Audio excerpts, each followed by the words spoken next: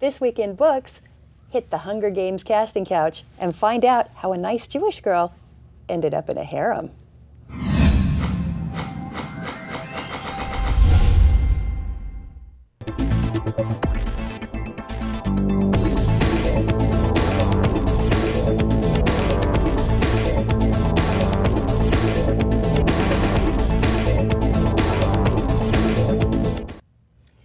Welcome to This Week in Books. I'm your host, Lisa Johnson Mandel, and sitting here on my right is my Renaissance man co-host, Sam Osborne. Hello, everybody. I just want to remind you to please follow us on Twitter at TWI Books, or you can email us at books@thisweekin.com.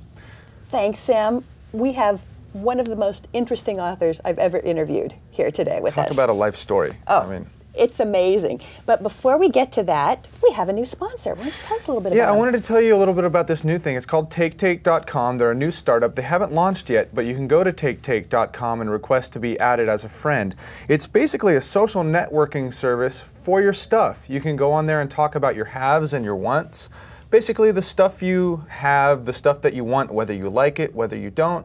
And it's sort of a social networking information site about your things, and you can make friends, you can earn points. It's an amazing site, so be sure to visit them at taketake.com. Yeah, kind of fun. You can kind of do research, like on things that you're going to buy, your wants. You can find out what other people are saying about them. Yeah, so, exactly. Yeah, I found that to be kind of interesting. And speaking of wants and haves, if books are on your wants and haves list, Amazon has a fabulous giveaway for you.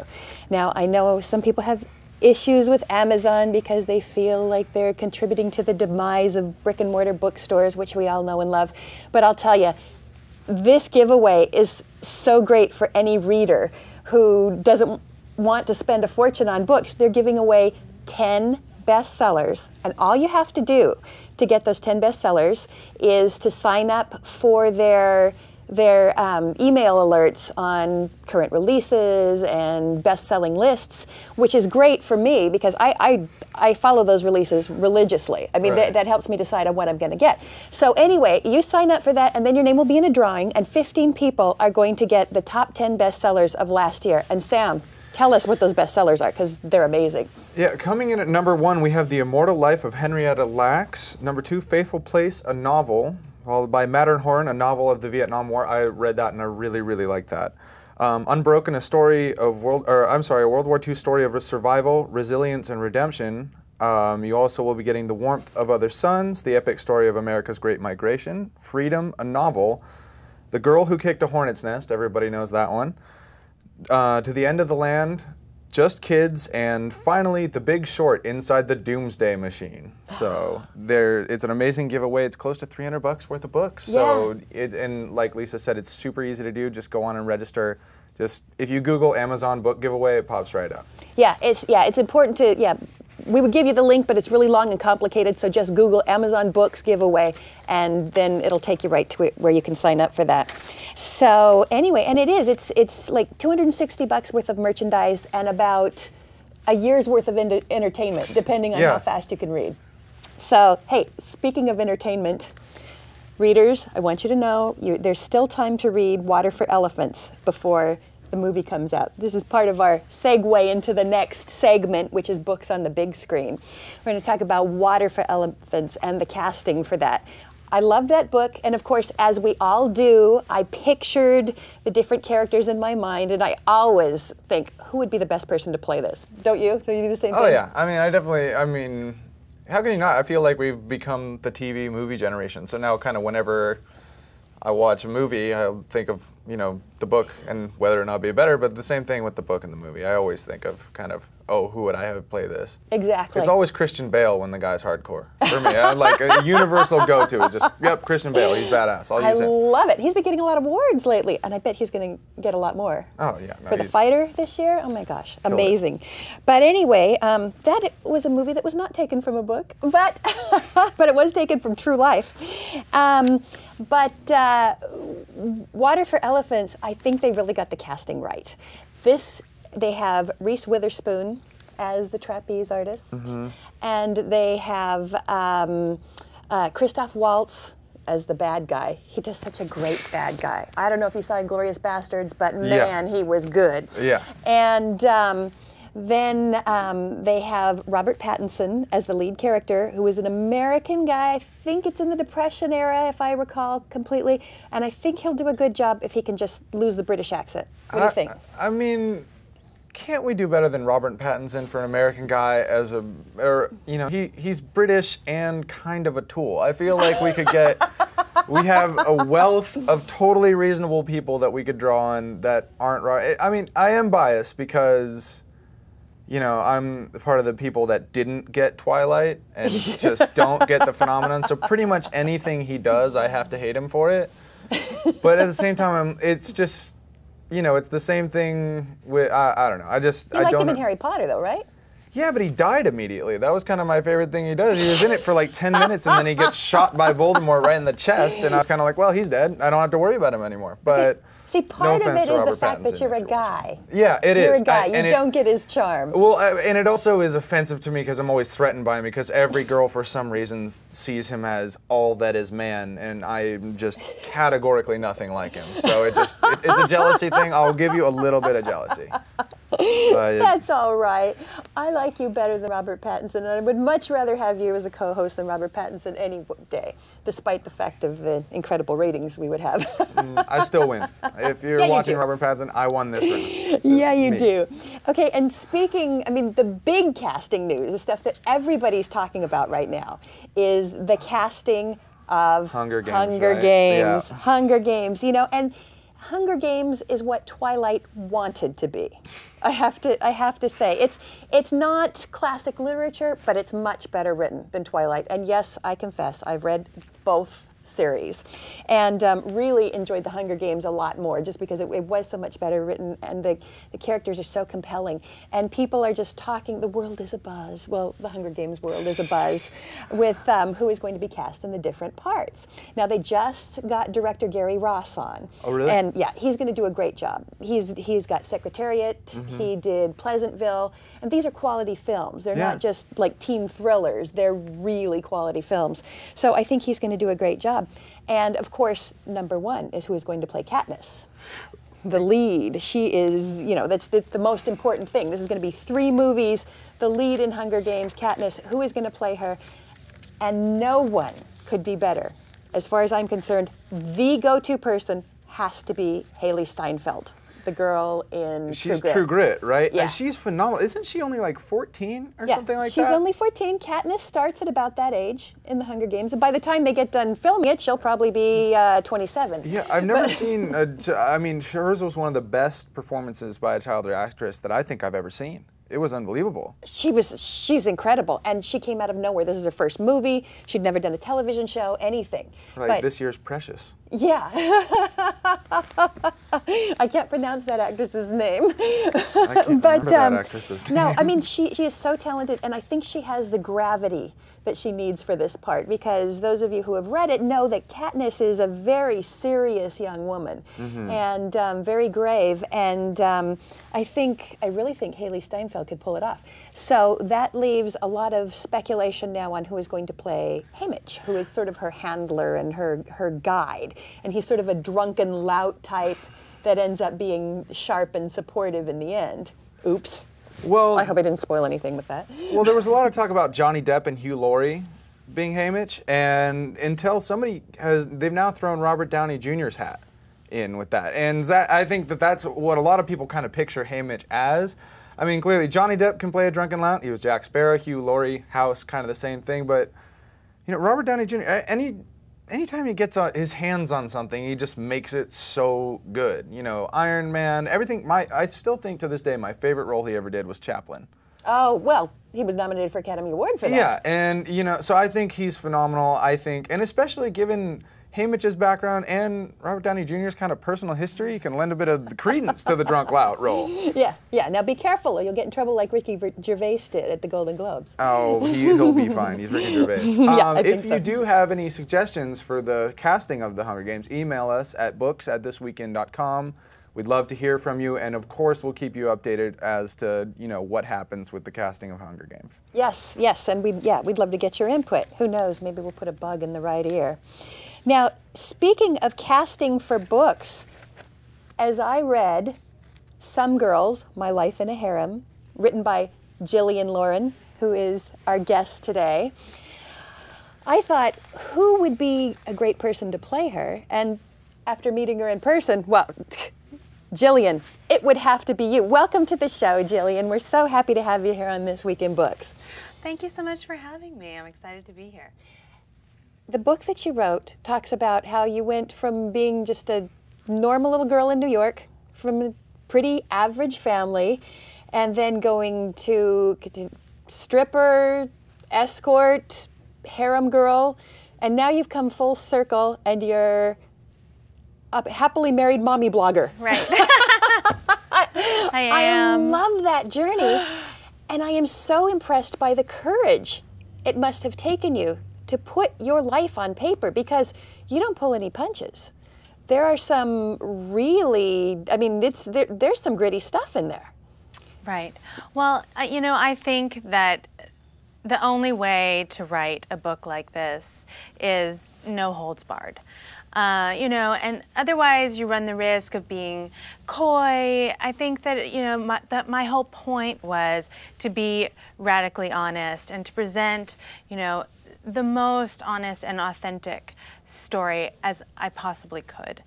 And, you know, I feel that I was successful in that. So, you know, and I'm proud of it, and I think it's the only way to do it. And you were also successful in writing it well, and that was another thing that really impressed me, because so many people, so many of us want to tell our life stories, and we may have really good life stories, but we're just not capable of putting it down in paper in a compelling or even a poetic way, which I think you did. I was so impressed with that. Did you have some writing coaching, or? Well, you know, I've been a writer always. And, you know, and I do have my MFA in creative writing. It's not like I just said, oh, I have this story, why don't I write a book? I mean, it was more a journey of, I'm a writer, can I avoid writing this story any longer? Right. You know, I just had to get to the point where I was ready emotionally and from a craft standpoint to do the story justice, I felt. Now, MFA, I think, is key. I mean, would you say that's key? Did that really help you develop as a writer? You know, I think that there are plenty of wonderful writers who don't have MFAs. I don't think it's necessary. I loved the program that I was in. I got my MFA from Antioch University, and I just had some incredible mentors there. Leonard Chang, who wrote The Fruit and Food, and amongst many other things, and Jim Caruso, who wrote Iceland and Erased most recently. You know, and those relationships have been just absolutely crucial to my writing. So I think, you know, you have to find your guiding spirits somewhere, and I did find mine in my MFA program. Great. Okay. The story that you told is so intriguing. As I was watching it, I mean, as I was reading it, it was a page turner. I couldn't put it down, because really your journey from stripper to escort to harem girl and to where you are now is so fascinating. You have to just outline it a little bit for our viewers. Well, I think you did a pretty good job. You know, details. We want details, girlfriend.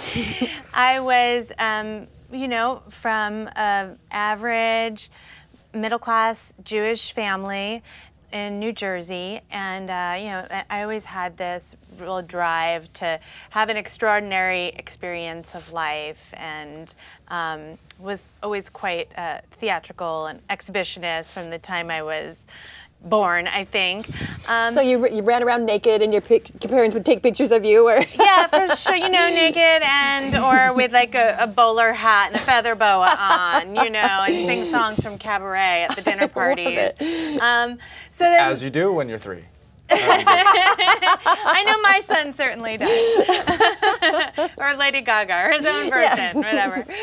So, you know, there was that aspect, and then, you know, I also had, it wasn't an entirely average family. There was a tremendous amount of conflict. And, you know, so I did leave home very early. I was 16 when I left home, and I was missing a real strong sense of boundaries. So combine those two things, and I think it's a real recipe for trouble in a young woman.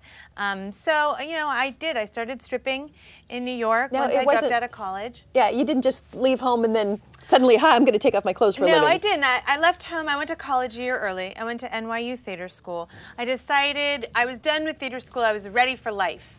You know, I had learned all I needed to learn in 8 months that I went. As we often do at that age, yeah. And my father said, well, you'll see, life is very expensive, and I'm sure you'll want to go back to college. And, you know, and supporting me, which is a totally valid decision on his point, but I did start on his part. But I did start stripping after that. You know, a friend of mine worked at this club, the Kit Kat Club, as it was called at that time, in Midtown, what else? Manhattan, and originally named. Yeah. And I had a friend who said, you're a terrible waitress. Why don't you come and work at this club with me where they won't care that you're a terrible waitress? And I soon figured out, you know, I think within an hour that waitressing wasn't where the money was at the Kit Kat Club. So, you know, and I wound up on the stage. And Better tips as a stripper than a waitress? Go figure. Indeed. You know, it just wasn't that much of a stretch for me to get up on stage and take my top off. It didn't seem like that big of a deal, and it wasn't. And it was a series of steps like that, you know, that through which I wound up working at an escort agency. It was another friend, wasn't it? It was another friend who I met on the set of a terrible vampire movie that I was sure my role as victim one was going to just, you know, rocket me to stardom. And I don't even think it came out on video in Florida or something, where it was initially meant to. But, you know, I met this woman there who was a very charismatic, intriguing, very bright woman. And she said, look, you're not making enough money. You're going to ruin your knees. You work way too hard. Why don't you come to this escort agency where I work? It's the best one in New York. You'll make a ton of money. You'll have more time to devote to your art. And that sounded good to me. I imagined that it would be like the Mayflower Madam or like some, you know, 70s made-for-TV movie about being a high-class prostitute. And I didn't actually work as an escort for very long before I wound up in an audition that was supposedly to go and entertain rich businessmen in Singapore, but I wound up in a harem in Brunei on the island of Borneo. Now, so that's how they get attractive women in. They say, we're looking for entertainers to go overseas? Well, that's how they got me in. Right. You know, I think that different women sort of were, you know, had a different story. Mm-hmm. And certainly by the time I got on a plane over there, I knew where I was going. It wasn't like I wasn't hoodwinked by any means. Once I got the job, they told me that actually I was being invited to be the personal guest of the Prince of Brunei.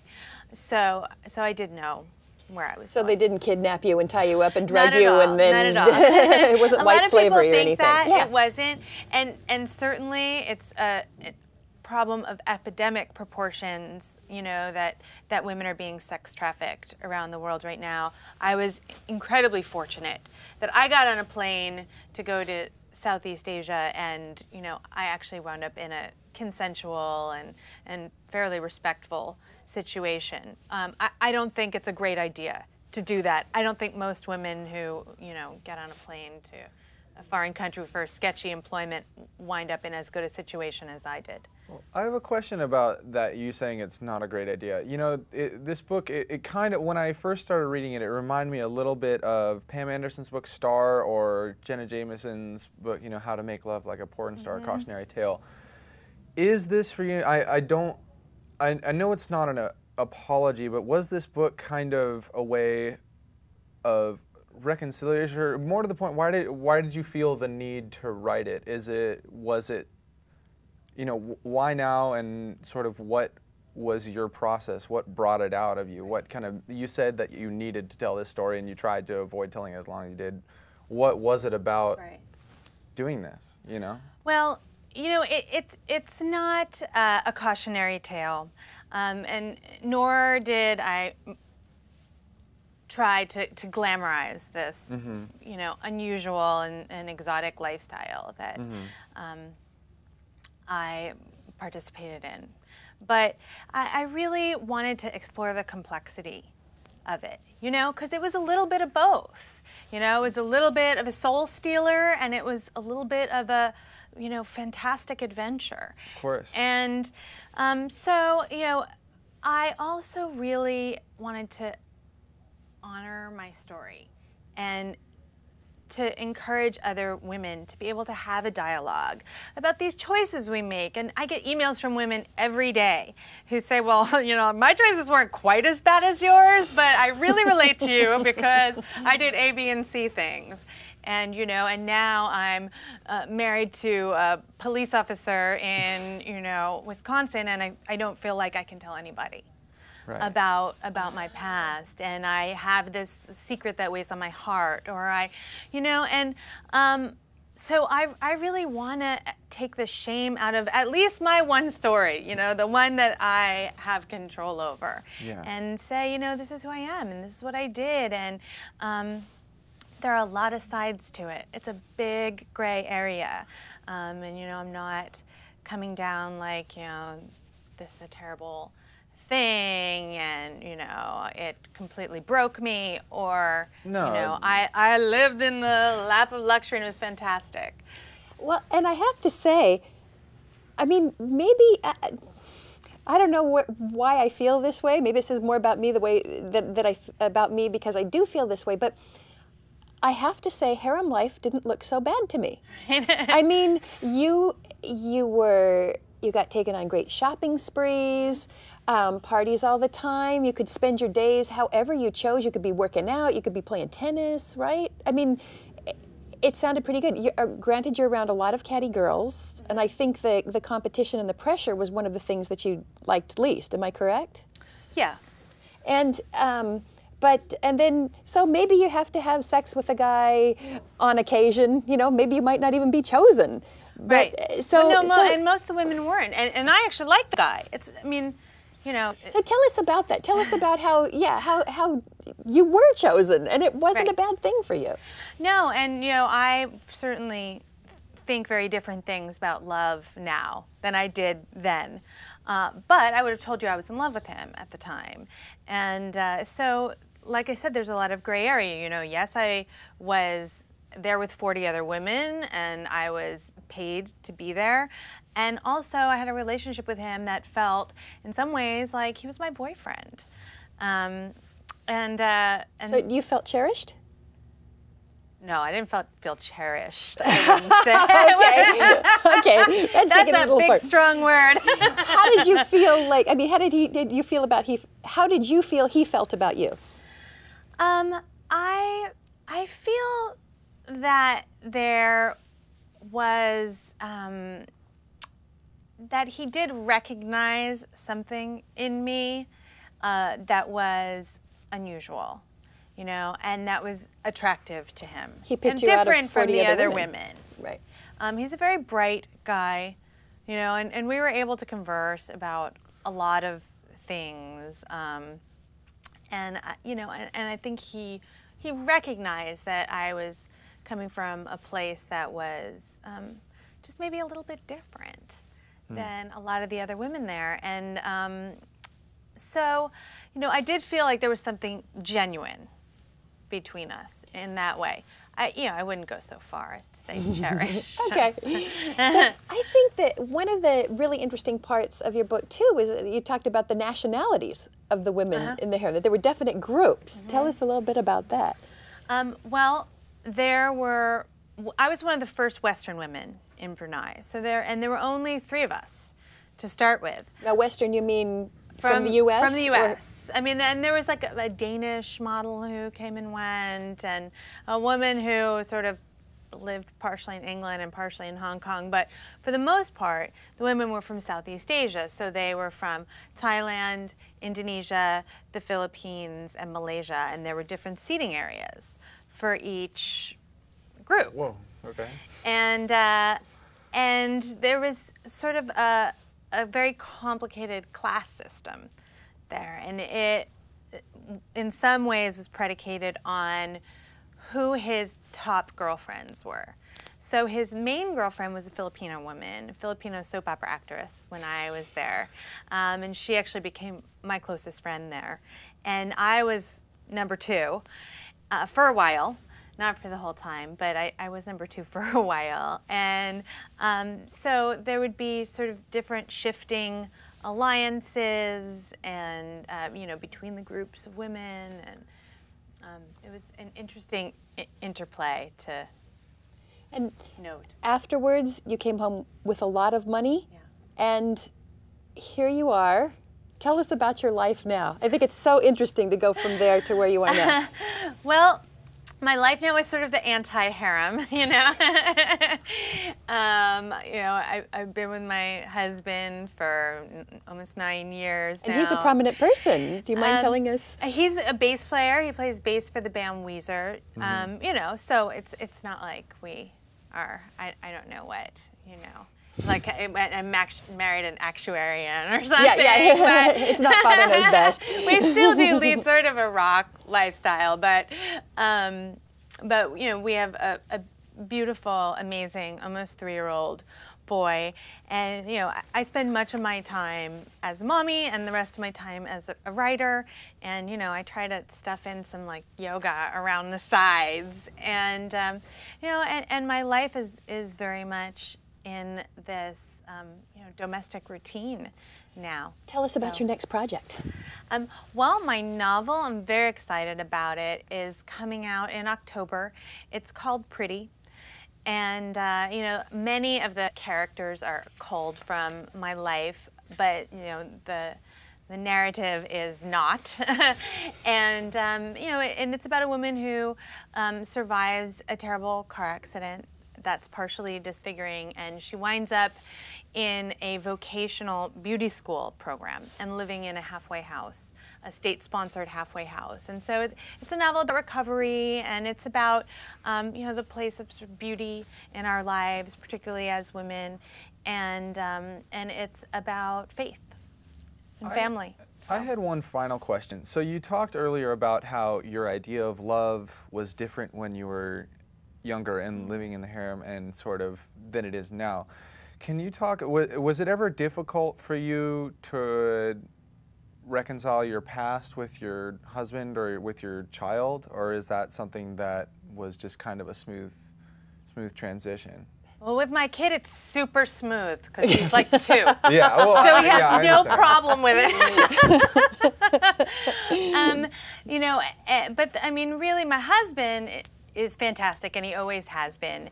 And you know, and he's an amazing man, and you know, I think really a rare person. And he's always just said, you know, I really think it's fantastic that, you know, all the ways in which you've worked to change your life, and you know, and he loves me for who I was and who I am, and you know, and he knows that it's all part of a whole. You know, just because my life looks so different now doesn't mean like that girl that did all those things is like gone. We shut the door on her. And you know, my son, that's the real question. That's the tough question, because you write this kind of material, and you know, with sexual content and, you know, sex work, and I don't know what that's going to expose my son to later. But that, you know, I'm not like a mom, and therefore, you know, I'm no longer an artist. I don't get to express myself, you know, in an authentic way. You know, I get to tell my son that there's value in living an honest life, and so I hope that he's going to see the beauty in that, and not just like, your mama's a whatever. I think he will. This has been fantastic. Thank you for being so candid with us. Thank you for coming down here. We really appreciate it. Everyone, I can't tell you how intriguing Some Girls, My Life in a Harem by Jillian Lauren is. You can find it on Amazon. You can find it in your local bookstore. Really worth the read. Unfortunately, we have to close now. like to just wish you good reading. I'm Lisa Johnson Mandel. I'm Sam Osborne. Don't forget to like us on Facebook, and remember you can follow us on Twitter at TWI Books or email us at books@thisweekend.com. Thank you so much for watching and have a great week. Bye-bye.